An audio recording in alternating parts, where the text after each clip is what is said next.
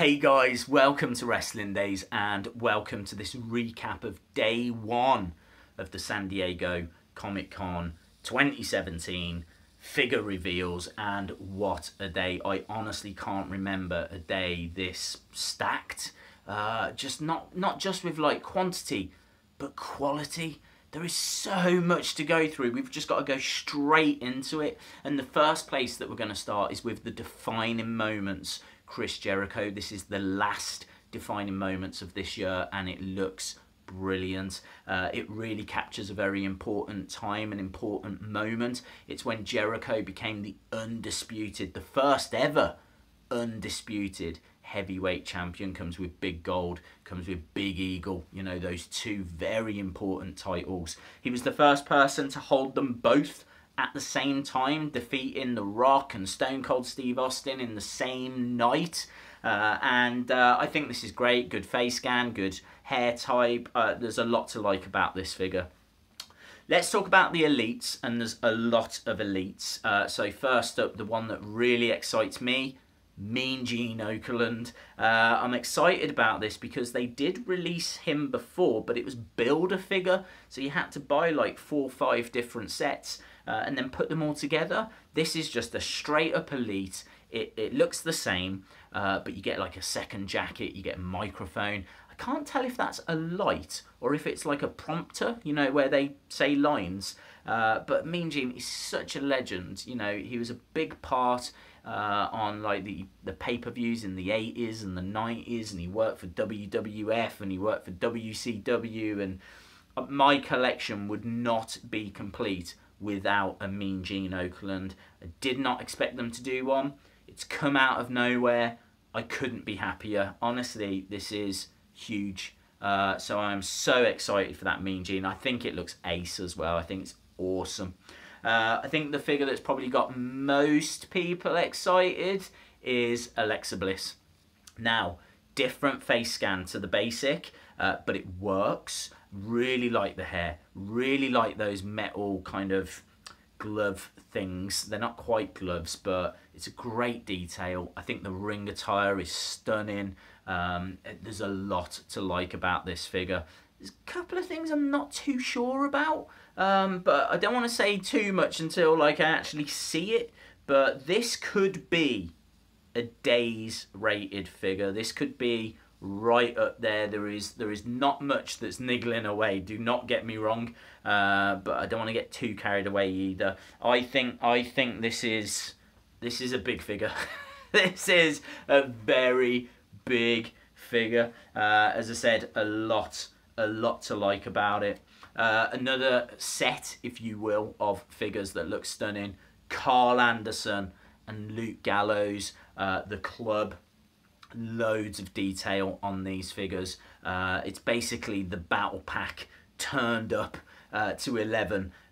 Tattoo detail on there, jacket detail, ring attire looks really good, and more importantly, in a way, Raw Tag Team Championship belts. We've not had them before, but they're coming, and they're coming with these guys. Not sure what series, what they're going to be in, you know. I'd imagine they'd be pretty soon, because they're, you know, you want to get those titles out. The SmackDown Tag Team titles, obviously you get with Rhino and Heath Slater that we'll see in a bit. So I'm pretty sure they're going to want to get the Raw ones out. So I don't think you're going to have to wait too long, but there is a lot to like about those. Next up, Stone Cold Steve Austin. He comes with the Big Eagle title on a purple strap. First time that we're getting that. Very important as well, because this, I think I'm right in saying, places it around 1998. And I can tell you that when Stone Cold won this title for the first time, it was on a purple strap. Now, it's not quite the same because you have to look at the lettering, the WWE logo at the top. That is a scratch logo, and when he first won it, it was block lettering. So this actually places it a little further towards the end of 98, maybe even early 99. I can't quite pinpoint it, but it's definitely around that ballpark. But this is, to my knowledge, the first time that we're getting a Big Eagle title on a purple strap. That makes this figure essential. Love Stone Cold in denim as well. Jeans, cap, Stone Cold University top, necklace, focused facial expression. I'm pretty sure you're getting the message that I like this figure. Do not underestimate this figure. Next up, Dave Batista, WrestleMania 21, comes with big gold, comes with a contract, comes with a pen. Really good, really nice red and black attire. As we said, this is WrestleMania 21. It says it on that contract, and I think it's cool. I'm really into this. Another solid entry. A weird entry, but one that really works. Did not expect an elite of this guy, James Ellsworth. I didn't expect the elite. It's a fun figure. It looks like a new body type. Love the t-shirt accessory. I think that was very important because I was expecting a basic and then they come out with an elite. Well, you've got to give us something if it's an elite. And they gave us that t-shirt that sold so well. I remember at the end of 2016, I think it was their best-selling t-shirt. And what's crazy as well is it looks like it's going to come with the tattoos. And one of those tattoos is the Offspring logo for the band. So they must have got permission. Either that or they're just chancing it.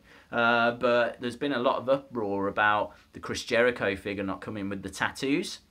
So they found a way with James Ellsworth, which is cool. Something else that is cool, Ember Moon. Ember Moon gets an elite, which is crazy because she's down in NXT and she's not been down there that long, and now she finds herself with an elite figure. Really nice looking figure as well. I think that the face kind of mask and hood and ring attire, there's a lot to like about this. She's quite a striking character as well, so I can see why they're doing it as an elite. Again, just did not expect it. I don't expect this anytime soon. I can see this being one that maybe comes out 2018. There's no need to rush an Ember Moon figure, but I'm pleased we're getting one. Next, Jack Gallagher. Look at that face scan. Absolutely brilliant. Love the moustache. Love the hair type. Love the umbrella accessory. Could you imagine if that opens? I doubt it will, but just imagine if it did. So, yeah, crazy. As I said, you know, again, a lot to like about that. Next, you've got Maurice in her white ring attire, which is cool. She comes with the Intercontinental Championship, which is weird because she's never won that title. But I think the reason she comes with it is because The Miz comes with other accessories, and we'll look at him in a second. But yeah, there's a lot to like about this. Comes with like a sparkly hat as well.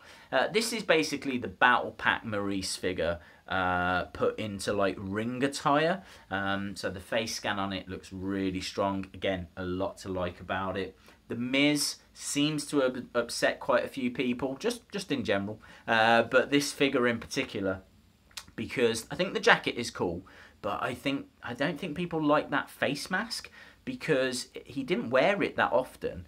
It's not an iconic Miz look, but I do think this is going to look cool if you have it with the Maurice. And you can always take that face mask off, and I'm sure if you take off that jacket, you know, you're going to have a solid Miz figure.